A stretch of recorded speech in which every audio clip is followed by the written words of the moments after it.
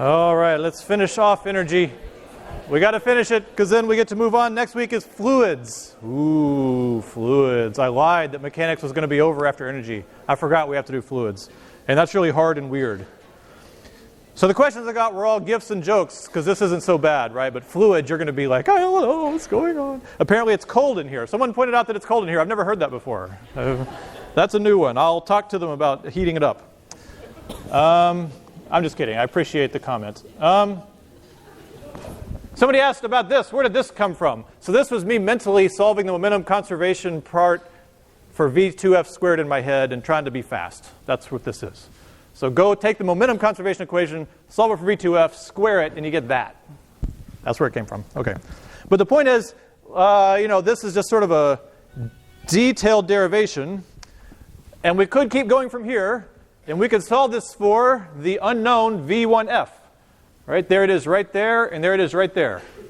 And that's the thing that we need to know. That will tell us how fast the first mass moves. And I don't want to do it. It's like another board. So let me just give it to you. A V1F, is it a B-O-A-R-D or a B-O-R-E-D? It's both. M1 minus M2 over M1 plus M2 V1I. So if we think of this as the initial velocity, remember the problem that I erased was that we're taking M1 going at V1I and sending it at M2, which is still. So there's only one initial velocity to worry about. Okay? So this tells us what the first mass is going to do. And before we get into what it means, let's look at what the second mass is going to do. V2 final, how fast the still mass ends up moving is 2 M1, right? Yeah, M1 over M1 plus M2 times that same V1 initial. There you go. So that's the solution. If you solve that for V1I and then plug it back in the other equation to get V2F in addition. Okay? So that's an elastic. That is okay. So there's a dangerous thing about English language. That is an elastic collision. That is an elastic collision. That is not an inelastic collision. So you see, that's hard to say. That is an elastic collision. Okay? So what that means is, let's look at it, and let's look at the three limiting cases of this collision. Let's say that a little mass is bouncing off of a big mass, like that. Right? So this would look something like this. Right, there's M1, and it's moving along, and M2 is sitting here still. So we'll use our intuition to guess what's going to happen. Oh, wow, the posters were so popular, I did not know. I will be back on the posters soon. What's going to happen? 1 hits 2. The mass 1 is less than mass 2. What's going to happen is they're going to collide. Boom. And then mass 2 is going to move, and mass 1 is going to move. But let's look at how. Mass 1 is going to move like this. If M1 is smaller than M2, this number is going to be negative. Right? These are vector components now, because we were doing this as components because we don't know which way it's going to go.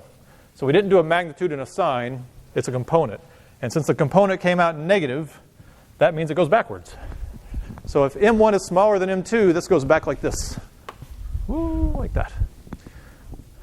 Because it has to be that this will give you a negative number, and this has to give you a positive number, and by definition, this was forward, this was positive. So you could say it changes direction. If you say, well, maybe this was negative, it changes direction. Right? If you call this negative, then this would make the answer positive. So the light mass will always bounce back, is the answer, in this elastic collision. Let's look at this one. The heavy mass can only go the same direction, can only go forward. Now, there's no way you combine this to get a negative number. 2m1 is positive, the sum is positive. V1I, you're defining the initial direction as positive. So it must go like this. Okay? Probably doesn't go as fast because it's bigger, and we have to conserve momentum. Okay?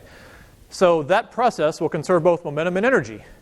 Now you might say, wait, you have some momentum going the wrong way, so you're losing a lot of momentum on mass 1, but you're gaining a lot on mass 2, right? Because it originally had 0, and now suddenly it's creating some momentum to the right. In the end, it all balances.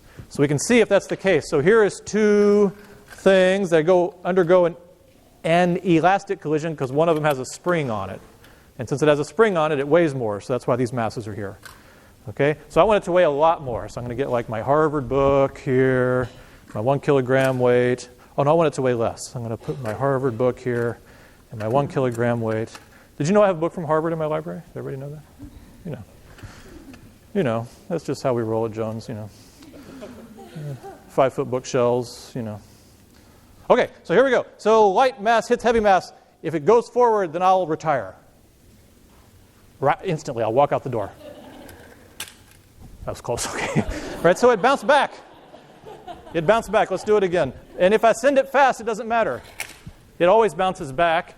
If I send it slow, like the velocity doesn't matter. It's just the relative masses that matter.